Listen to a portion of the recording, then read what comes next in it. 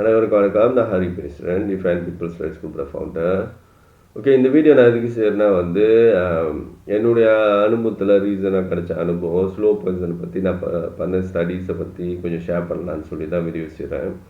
So அது ஏன் ரொம்ப கஷ்டமாக இருக்குது கண்டுபிடிக்கிறது ப்ரூஃப் பண்ணுறதுக்குன்னு சொல்லிட்டு, அது எப்படி ஃபங்க்ஷன் பண்ணுதுன்னு புரிஞ்சிச்சுன்னா உடம்புல நம்மளுக்கு தெரியும் ஏன் அது ப்ரூஃப் பண்ண கஷ்டமாக இருக்குது சொல்லிட்டு. ஸோ அது இது ஒரு நாலேஜ், ஒரு ஜெனரல் நாலேஜ்க்காக சொல்கிறேன். யாருக்கு இன்ட்ரெஸ்ட் இருக்கோ கேட்கலாம். Okay, slow poison actually normal poison இல்லை. நார்மல் பாய்சன் சாப்பிட்டோமா இமீடியட்டாக வேலை செய்யும். நம்ம சீக்கிரமாக இறக்கிறதுக்கும் வாய்ப்பு இருக்குது. இல்லைனா ஹாஸ்பிட்டல்லாம் போய் ட்ரீட்மெண்ட் எடுத்து சில பேர் உயிர் பழைக்கும் வாய்ப்பு இருக்குது. ஆனால் ஆப்வியஸாக தெரியும் அவங்க விஷம் சாப்பிட்ருக்காங்களே. இப்போ நார்மல் பிளட் டெஸ்ட் பண்ணாலே காட்டி கொடுத்துரும். ஸ்லோ பாய்சன் அப்படி இல்லை. ஸோ அது ஸ்லோவாக தான் வேலை செய்யும். ஒரே நாளில் ஒரு ஆளை கொள்ளாது. ஓகே, நிறைய பெரிய அமௌண்ட்டில் கலந்தாங்கன்னா கொஞ்சம் சீக்கிரமாக தெரிஞ்சிடும், அதோட ரியாக்ஷன் ஆரம்பிச்சிடும். ஸோ அப்படி கலக்க மாட்டாங்க நார்மலி. அப்படி ஏன்னா சந்தேகம் வந்துடும், இந்த சாப்பிட்ட பிறகு தான் எனக்கு இதெல்லாம் நடக்குது அப்படி சொல்லிட்டு. அதனால் அது ஏன்னா அது ரகசியமாக ஒரு ஆளை கொள்றதுக்கு தான் அதை பாய்க்கிறாங்க. அது ப்ரூஃப் பண்ண கஷ்டமாக இருக்கிறதுனால. ஸோ அப்போ சாப்பாடுலேயும் ஒரு நாளைக்கு இவ்வளோ அமௌண்ட் கொஞ்சம் கொஞ்சமாக கலந்து அது இப்போ எந்த சாப்பாட்லேருந்து வந்துச்சுன்னு நம்மளுக்கு தெரியாமல் இருக்கிற அளவுக்கு தான் செய்வாங்க. ஓகே, நார்மலி இந்த ஜெயில் கைதிகள்லாம் செஞ்சிடலாம். ஜெயில் கைதிகள் ஏன்னா சாப்பாடு அவனுக்கு தான் கொடுக்குறானுங்க. தனி சிறையில் அடைச்சா கொடுக்கலாம். இப்போ எனக்கெல்லாம் நடந்தது 83 நாள் என்னை தனி சிறையில் வச்சுருந்தானுங்க. தனியாக தான் ஒரு ரூமில் நான் மட்டும்தான் இருந்தேன். ஸோ அப்போ எந்த ட்ரேயில் சாப்பாடு வரும் அந்த ட்ரேயில் விஷம் கலக்கிறது எனக்கு கொடுக்குற என்னோடய ரூமுக்கு வர இதில் ஈஸியாக கலந்துடலாம். ஓகே ஓகே அப்போ அந்த ஸ்லோ பாய்சன் ஏன் ப்ரூஃப் பண்ண கஷ்டமாக இருக்குன்னா, அது நார்மல் பிளட் டெஸ்ட் பண்ணால் அது தெரிய மாட்டேங்குது. ஓகே, இன்னொரு பிரச்சனை என்னென்னா, குறிப்பிட்ட டைம் இருக்குது தான் அது பிளட் ஸ்ட்ரீமில் இருக்குது, ரத்த ஓட்டத்தில் இருக்குது. அதுக்கப்புறம் உடம்புக்குள்ளே டீப்பாக பதிவாகிடுது. நம்மளுடைய செதையில் நம்மளுடைய டிஷ்யூ, நம்மளுடைய போன், அது மாதிரி டீப்பாக உள்ளுக்கு வந்துடுது. அதாவது பிளட் ஸ்ட்ரீமை விட்டு வெளியே இன்னும் டீப்பான லெவலுக்கு போயிடுது. ஓகே, அப்போ அது கெமிக்கலை பொறுத்தது. சிலது சில நாள் தான் பிளட் ஸ்ட்ரீமில் இருக்குது, சிலது சில வாரம் இருக்குது, சிலது சில மாதத்தில் இருக்குது. அதுக்கப்புறம் டீப்பாக உடம்பு உள்ளுக்கு வரைக்கும் போயிடுது. ஓகே, அப்போ எந்த ஸ்டேஜில் இருக்குன்னு பார்த்து தான் எந்த டெஸ்ட் பண்ணால் அது மாற்றுதுன்னு தெரியும். Okay, basically normal blood test பண்ணாலோ நார்மல் யூரின் டெஸ்ட் பண்ணாலோ அது தெரிய மாட்டேங்குது. ஓகே ஓகே அது ஹெவி மெட்டல்ஸ் டெஸ்ட்னு சொல்லிட்டு, அதாவது இந்த ஸ்லோ பாய்சனை டார்கெட் பண்ணி அட்வான்ஸாக ஒரு டெஸ்ட் பண்ணால் தான் அது தெரியும், பிளட் ஸ்ட்ரீமில் இருந்தால் தெரியும். ஓகே, அதாவது லட்சே அது கொஞ்சம் காலம் ஆயிடுச்சுன்னா உடம்பு உள்ளுக்கு வரைக்கும் போச்சுன்னா அந்த அட்வான்ஸ் டெஸ்ட் பண்ணாலும் தெரியாது. ஓகே, அந்த அட்வான்ஸ் டெஸ்ட் ஹாஸ்பிட்டலில் நார்மலி எல்லா ஹாஸ்பிட்டல்லையும் அது இருக்காது. அந்த எக்யூப்மெண்ட்டே இருக்காது. அதுக்கு எக்யூப்மெண்ட்டே வேறு, அதுக்கு பாய்க்கிற அந்த கருவியே வேறு, அதை டெஸ்ட் பண்ணுறது. ஓகே, அப்போ மொதல் விஷயம் என்னென்னா, யாருக்காவது சந்தேகம் வரணும், அந்த பேஷண்ட்டுக்கோ இல்லை டாக்டருக்கோ சந்தேகம் வரணும் அவங்களுக்கு ஸ்லோ பாய்சன் பண்ணியிருக்காங்கன்னு சொல்லிட்டு. ஓகே, அந்த டாக்டரே நினைக்கணும் உங்களுக்கு ஸ்லோ பாய்சன் தான் பண்ணியிருக்காங்க போல் அப்படின்னு நினச்சி அவங்களுக்கே அது தோணி, ஓகே நம்ம அட்வான்ஸான டெஸ்ட் பண்ணுவோம் ஸ்லோ பாய்சனை கண்டுபிடிக்கணும்னு தோணணும். இல்லை அந்த பேஷண்ட்டுக்கே சந்தேகம் வரணும், எனக்கு ஸ்லோ பாய்சன் தான் பண்ணியிருக்காங்க போல், நடந்த சம்பவத்தெல்லாம் வச்சு பார்த்து அவங்க ஒரு கணிக்கணும்ல, எனக்கு ஸ்லோ பாய்சன் தான் பண்ணியிருக்காங்க போல், இந்த டெஸ்ட் பண்ணுங்க அப்படின்னு சொல்லணும். எனக்கு ஹெவி மெட்டல் டெஸ்ட் பண்ணுங்க, இல்லைனா எனக்கு ஸ்லோ பாய்சன் டெஸ்ட் பண்ணுங்க. ஓகே, அப்படின்னு சொன்னால் டாக்டருங்க உண்மையை சொல்லணும்னு நினச்சா எந்தெந்த டெஸ்ட் பண்ணணும்னா, அட்வான்ஸான பிளட் டெஸ்ட் பண்ணணும், அட்வான்ஸான யூரின் டெஸ்ட் பண்ணணும், நெகத்தை இல்லைனா முடியை டெஸ்ட் பண்ணணும். அப்புறம் சில மருந்து இருக்குது, அந்த மருந்தை கொடுத்தோன்னே அது லெட்ஸே உடம்பு உள்ளுக்கு வரைக்கும் நுழைஞ்சிட்டா கூடியும், நம்ம டிஷ்யூவில், நம்மளுடைய சதையில், நம்மளுடைய நரம்பு, நம்மளுடைய எலும்பு வரைக்கும் டீப்பாக போனால் கூடியும் அந்த மருந்து கொடுத்தா இமீடியட்டாக அது வெளியே வருது. வெளியே வந்த கையோட என்ன பண்ணுறாங்க, யூரின் சாம்பிளை அதுக்கப்புறம் கலெக்ட் பண்ணுறாங்க. அங்கே ஒரு 6 hours கழிச்சுட்டு திரும்ப அந்த யூரின் சாம்பிளை கலெக்ட் பண்ணி அது எவ்வளோக்கு அமௌண்ட் வெளியே வருதா பார்க்குறாங்க. ஓகே, அது அந்த மருந்து கொடுத்தோன்னே ஆட்டோமேட்டிக்லி அது எந்த உடம்புல ஒழிஞ்சிருந்தாலும் அது வெளியே வர ஆரம்பிக்கும்.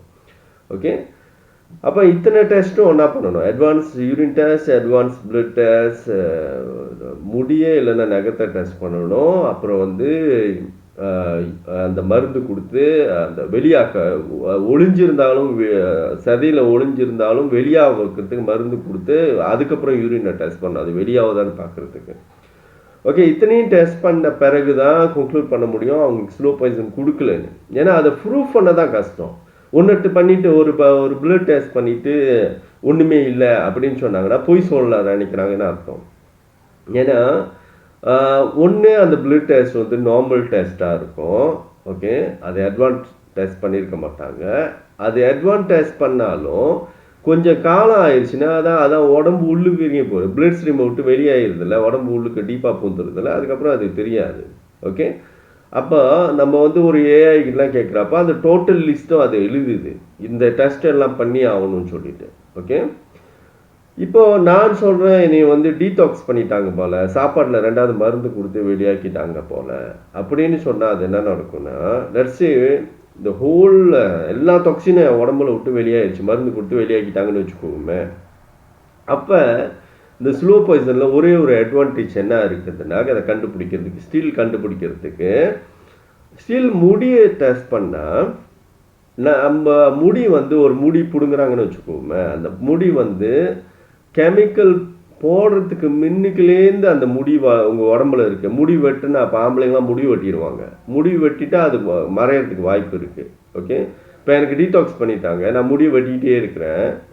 ஓகே, அப்போ முடி வெட்டிகிட்டே இருந்துட்டா அது ஷார்ட் ஆயிடுச்சுன்னா, அதாவது கெமிக்கல் போட்ட டைமில் உள்ள முடியெல்லாம் வெட்டி வீசிட்டோம்னா கண்டுபிடிக்க முடியாது. ஏதாவது முடி தலையில் உள்ள முடின்னு இல்லை, எந்த முடியாக இருந்தாலும் உடம்புல எந்த முடியாக இருந்தாலும் யூஸ் பண்ண முடியும். அந்த பர்டிகுலர் முடி வந்து விஷம் போடுறதுக்கு முன்னுக்குள்ளே இந்த உடம்புல இருந்துருந்துச்சுன்னா அது காட்டி கொடுத்துரும். ஓகே, விஷம் ஏன்னா அது செக்மெண்ட் பை செக்மெண்ட் ஒரு முடியை வந்து துண்டு துண்டாக வெட்டி இந்த வளர்ற வரைக்கும் அதுக்கு விஷம் இல்லை, அது இல்லை, அப்புறம் விஷம் வந்திருக்குது, அப்போ விஷம் இல்லாமல் இருக்குது உடம்புல. அப்படின்னா என்ன மீனிங்னா, ஒரு பீரியடில் இவனுக்கு விஷம் போடாமல் இருந்திருக்கிறான், யாரோ விஷம் போட்டிருக்கிறாங்க, ஸ்லோ பாய்சன் போட்டிருக்காங்க, அதுக்கப்புறம் ஸ்லோ பாய்சன் வந்து யாரோ ரிமூவ் பண்ணியிருக்காங்க, டீடாக்ஸ் பண்ணியிருக்காங்க அப்படின்னு அது காட்டி கொடுத்துரும். ஓகே, ஸோ அப்போ வந்து அது ஒரு அட்வான்டேஜ் இருக்குல்ல. ஆனால் அந்த முடியை பேக்கப் பண்ணி வைக்கணும் நம்ம. ஓகே, முடியை பேக்கப் பண்ணி வச்சோமா என்னாவது ஒரு டைம் பீரியடில் போய் டெஸ்ட் பண்ணுறப்ப அது காட்டி கொடுத்துரும். ஓகே, உடம்புல ஒரு சமயத்தில் ஸ்லோ பாய்சன் இருந்திருக்குது அப்படின்னு காட்டி கொடுத்துரும். ஓகே, இது வந்து ஒரு என்ன சொல்கிறதுன்னா, அந்த உடம்புலேருந்து டீடாக்ஸ் பண்ணிட்டாலும் வெளியாக்கிட்டாலும் கண்டுபிடிக்கிறதுக்கு ஒரு அந்த இடத்துல ஒரு அட்வான்டேஜ் இருக்குல்ல, முடியை டெஸ்ட் பண்ணால் அது காட்டி கொடுக்குது. ஓகே, ஸோ அப்போ வந்து இதில் வந்து சீட்டிங் பண்ண நினைக்கிறப்ப எப்பயுமே எப்போ நடக்கிறதுனா, நீ வந்து லண்டனில் ஒரு ஹாஸ்பிட்டலில் போய் டெஸ்ட் பண்ணானுங்க, நார்மல் பிளட் டெஸ்ட் அது. ஏன்னா அவனுக்கு கொடுத்த பிளட் டெஸ்ட்டை நான் வந்து ChatGPT கிட்ட அப்லோட் பண்ணப்போ இது ஒரு நார்மல் பிளட் டெஸ்ட், இது வந்து ஸ்லோ பாய்சன் பண்ணுறதுக்கு பாய்க்க முடியாது இந்த டெஸ்ட்டுன்னு சொல்லிடுச்சு. ஓகே, ஸோ அப்படியே பண்ணியிருந்தாலும் அது ஏன்னா நான் வந்து லண்டன் போன டைம் வந்து ஒரு எப்படின்னா, நான் ஜெயிலேருந்து வெளியாக இருந்தது 19ஆம் தேதி 2ஆம் மாதம் இந்த வருஷத்தில். அப்போ நான் வந்து யூகேல எனக்கு டெஸ்ட் பண்ண டேட் வந்து 5ஆம் தேதி 4ஆம் மாதம். ஓகே, அப்படின்னு பார்த்தீங்கன்னா ஒரு 1.5 மாதத்துக்கு கூட ஆயிடுச்சு. ஸோ 1.5 மாதத்துக்கு கூட ஆயிடுச்சுன்னா மேபி அந்த டைமில் அந்த ஸ்லோ பாய்சன் வந்து என்னோட பிளட் ஸ்ட்ரீமை விட்டுட்டு டீப் இன்சைட் என்னோட டிஷ்யூவில், என்னோட போன், என்னோட நர்வ்ல நரம்புலலாம் பூந்துருக்கலாம். ஓகே, அப்போ அதை உண்மையாக டெஸ்ட் பண்ணுறோன்னா அவன் அட்வான்ஸ் பிளட் டெஸ்ட்டும் பண்ணலை முதல்ல பேசிக்லி, அதுக்கப்புறம் போய் சொல்ல ஆரம்பிச்சிட்டான் ஒன்றுமே இல்லைன்னு. ஓகே, ஸோ நான் சொன்ன மாதிரி உண்மையாலுமே ஒரு டாக்டர் அதை கண்டுபிடிக்கணும்னா அது எல்லா டெஸ்ட்டும் பண்ணியிருப்பான். ஓகே, அட்வான்ஸ் பிளட் டெஸ்ட் பண்ணியிருப்பான், அட்வான்ஸ் யூரின் டெஸ்ட் பண்ணியிருப்பான், அப்புறம் வந்து முடி எடுத்து டெஸ்ட் பண்ணியிருப்பான். நம்மளுக்கே அவன் தான் அட்வைஸ் பண்ணியிருப்பான் அதெல்லாம் செய்யணும் அப்படின்னு சொல்லிட்டு, மருந்து கொடுத்து அது கெமிக்கல் டிஷ்யூலலாம் இருந்துச்சுன்னா வெளியாக்கி பார்ப்போம், அது சிக்குதா பார்ப்போம் அப்படின்னு சொல்லிட்டு யூரின் எடுத்து கலெக்ட் பண்ணி ஆஃப்டர் 6 ஹவர்ஸ் கழிச்சுட்டு அது வெளியாகுதா உடம்பு விட்டு பார்த்துட்டு எல்லா டெஸ்ட்டும் பண்ணானா உண்மையான டாக்டர்னு அர்த்தம். அது ஆர்வம் காமிக்கிறான் அந்த ஸ்லோ பாய்சனை கண்டுபிடிக்கன்னு அர்த்தம். இந்த மாதிரி ஒரு பிளட் டெஸ்ட் பண்ணிட்டு ஒன்றுமே இல்லை அப்படின்னு சொன்னான்னா அவன் போய் சொல்கிறான்னு அர்த்தம். ஓகே. அப்போ வந்து ஜெயிலுக்கு போயிட்டு வந்து உங்களுக்கு யாராவது சடனா ஜெயிலுக்கு போயிட்டு வந்துட்டு எல்லாருக்கும் போட மாட்டானுங்க. இந்த மாதிரி கவர்மெண்ட்லாம் ரொம்ப எகெயின்ஸ்ட் பண்ற ஆள்லாம் கொஞ்சம் கேர்ஃபுல்லா இருக்கணும்ல. அப்படிங்காண்டி ஜெயிலுக்கு போயிட்டு வந்து இம்மீடியட்டா உங்களுக்கு வந்து ஹெல்த் ரிடியூஸ் ஆவுனுச்சுன்னா, ஹெல்த் ப்ராப்ளம் நெறையா வந்துச்சுன்னா, நீங்க டாக்டர்ஸ் கிட்ட இந்த டெஸ்ட் பண்றதுக்கு கண்டிப்பா ரிக்வெஸ்ட் பண்ணணும். ஓகே. இத்தனை டெஸ்ட்டும் பண்ணா அது மாட்டிக்கும். ஓகே. அப்புறம் வந்து உங்க முடிய வந்து பேக்கப் பண்ணி வைங்க. இல்லைன்னா வந்து உடம்புல ஏதாவது ஒரு முடிய வெட்டாம வச்சிருங்க. ஓகே. தலைமுடின்னு தான் இல்லை, உடம்புல ஏதாவது ஒரு முடிய வெட்டாமையே வச்சிருந்தீங்கன்னா, ஜெயிலுக்கு முன்னுக்குலேருந்து அந்த ரெக்கார்ட் இருந்துச்சுன்னா, அந்த ஜெயிலுக்கு முன்னுக்கு அந்த முடியில வந்து ஜெயிலுக்கு நீங்க போறதுக்கு முன்ன உள்ள செக்மெண்ட் பார்க்குறப்ப அது ஸ்லோ பாய்சன் இருக்காது. அப்போ ஜெயிலுக்கு போயிட்டு விஷம் போட்டிருந்தா அது ஸ்லோ பாய்சன் இருக்குன்னு காட்டும். ஓகே. கடைசி வரைக்கும் டீடாக்ஸ் யாரும் பண்ணலைன்னா அந்த எவிடன்ஸை டிஸ்டர்ப் பண்ணலாம், எப்படி அது கண்டிப்பாக மாட்டிக்கும். ஓகே.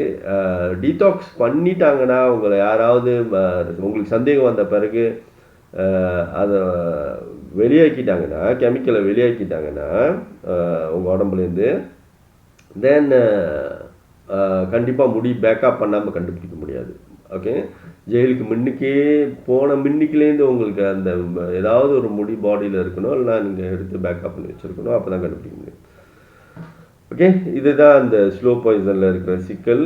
ஸோ இதை வச்சு தான் அவனுக்கு வந்து ரொம்ப ஏமாத்துறதுக்கும் வாய்ப்பு இருக்குது. ஓகே. காசு இல்லைன்னா ரொம்ப கஷ்டமாக இருக்குது. ஏன்னா பணம் இருந்தால் தானே இப்போ எல்லாமே நம்மளுக்கு நடக்கும். ஓகே. காசு இல்லைன்னா நம்மளுக்கு வந்து யாராவது உதவி செஞ்சால் தான் ஆச்சு, இல்லைன்னா நம்மளால் அதை எல்லா விஷயத்தையும் சாதிச்சிட முடியாதுல்ல. ஓகே. ஸோ அப்படி தான் எனக்கு நடந்த விஷயம். ஓகே. ஏதோ ஆண்டவ புண்ணியத்தில் அட்லீஸ்ட் அந்த கெமிக்கல் வெளியாக்கி நான் உயிர் பிழைச்சதே பெருசுன்னு நான் எடுத்துக்கிறேன்ல. ஓகே. ஸோ எல்லா விஷயத்துலையும் நம்மளுக்கு வெற்றி கிடைக்கும்னு சொல்ல முடியாது. ஸோ அட்லீஸ்ட் ஒரு நன்மையாக தான் நான் எடுத்துக்கிறேன். இது அட்லீஸ்ட் உயிர் வாழ முடியுது. ஸோ ரொம்ப முக்கியமாக நான் வந்து as a human right activist என்னுடைய இதை ஃபங்க்ஷனை வந்து நான் செய்ய முடியுது.